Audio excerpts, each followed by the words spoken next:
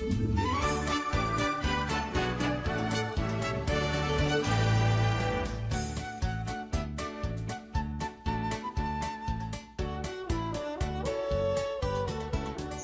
grande parte das pessoas que dizem não crer, elas não creem porque não entendem.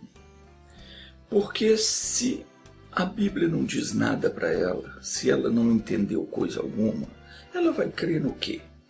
Não há mesmo como crer. É preciso entender para crer. Está escrito o seguinte no livro de Isaías, no capítulo 62, versículo 6. Está escrito da seguinte maneira: Ó Jerusalém, coloquei sentinelas sobre os teus muros, que jamais deixarão de estar atentos dia e noite, sem descansar. Para vós, vigias que clamais incessantemente a Deus, não há trégua. Para conseguir entender o que a Sagrada Escritura diz, é preciso você buscar de Deus o entendimento. Você tem que pedir a Deus que abra o seu entendimento. Senão você não vai conseguir compreender. E muitos não conseguem obter a fé necessária para vencer qualquer adversidade porque não conseguem entender o que diz a Escritura. A primeira coisa que uma pessoa precisa saber para conseguir entender as Escrituras é que a Bíblia é um livro espiritual. Ela é também um livro para o nosso mundo material. Fala a respeito da vida terrena, sim, mas o maior objetivo da Bíblia é nos orientar na vida espiritual, porque é no mundo espiritual que todas as coisas acontecem. Então, a grande parte da Bíblia ela está em sentido figurado, necessitando, portanto, que se compreenda o significado de cada coisa ali apresentada. Entretanto, sabendo primeiramente isto, conforme está escrito que nenhuma profecia da Escritura ela é de particular interpretação. Porque a profecia ela nunca foi produzida pela vontade do homem. Mas alguns homens santos de Deus, falaram inspirados pelo Espírito Santo. Isso está escrito no segundo epístolo de Pedro, no capítulo 1, versículo 20 e 21. Quando nós vemos na Bíblia relatos sobre Sião, Jerusalém, Israel, nós devemos entender que a Escritura está se referindo ao povo de Deus e não a um local específico, ou a uma cidade, ou a uma nação. O nome Jacó, por exemplo, ele também representa em sentido figurativo o escolhido de Deus. Todos esses termos, isto é, quando lemos na Bíblia profecias e promessas a respeito de Sião, Jerusalém, Israel, nós precisamos entender que a Escritura está falando a respeito de nós e para nós, porque quem é o amado de Deus, senão aquele que dá ouvidos à palavra de Deus? Como está escrito, aquele que tem os meus mandamentos e os guarda, esse é o que me ama, disse Jesus. E aquele que me ama será amado do meu Pai. E eu o amarei e me manifestarei a ele. Então, nós precisamos compreender que a Escritura, tudo que está na Bíblia, foi direcionado para mim e para você. Deus está falando diretamente comigo e com você. É assim que a gente lê a Escritura. A gente pega a Bíblia e entende que o que ela está falando é para nós. Vamos voltar lá no versículo que iniciamos lá. Isaías capítulo 62, versículo 6. Está escrito da seguinte maneira: Ó Jerusalém. Para quem que está falando aqui? Para mim, para você. Quando a Bíblia se refere a Jerusalém, a Sião, a Jacó, a Israel, eu já expliquei, está referindo à pessoa amada de Deus, aquela que ama a Deus. Então, está falando a nosso respeito. Então vamos compreender aqui. Ó Jerusalém, Coloquei sentinelas sobre os teus muros, que jamais deixarão de estar atentos. Aqui Deus está dizendo que Ele colocou sentinelas sobre nós, sobre os nossos muros, quer dizer, sobre os nossos termos. E estas sentinelas, elas jamais deixarão de estar atentas, dia e noite, sem descansar.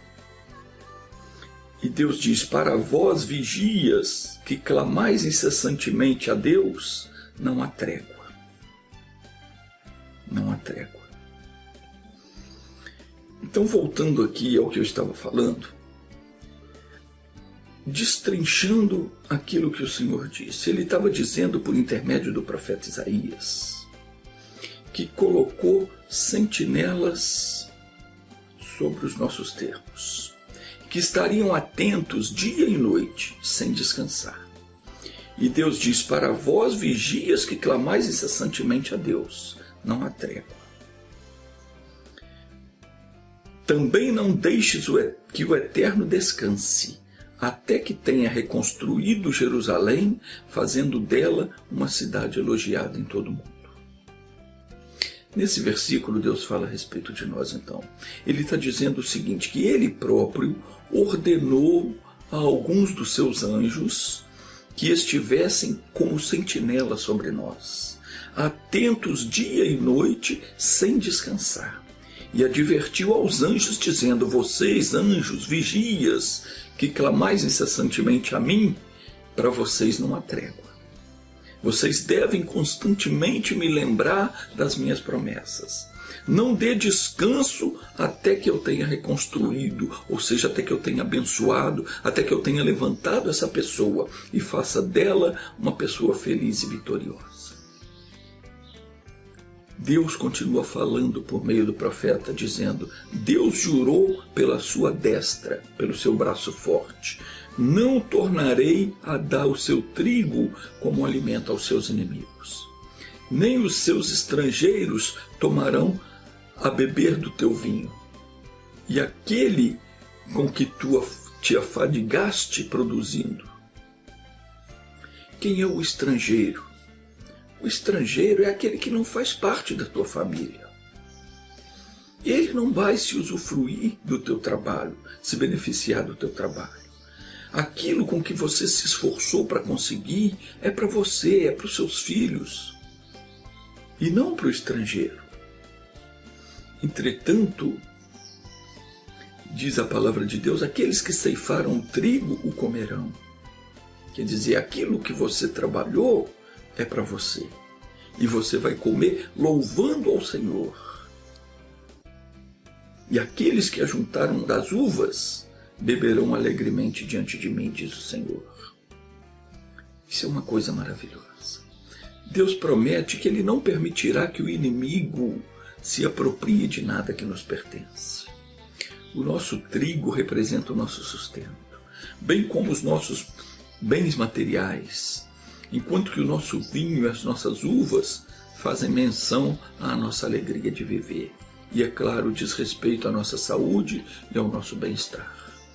No versículo 1 do capítulo 62, o Senhor Deus se apresenta ao profeta dizendo: eu amo Sião, por isso não me calarei.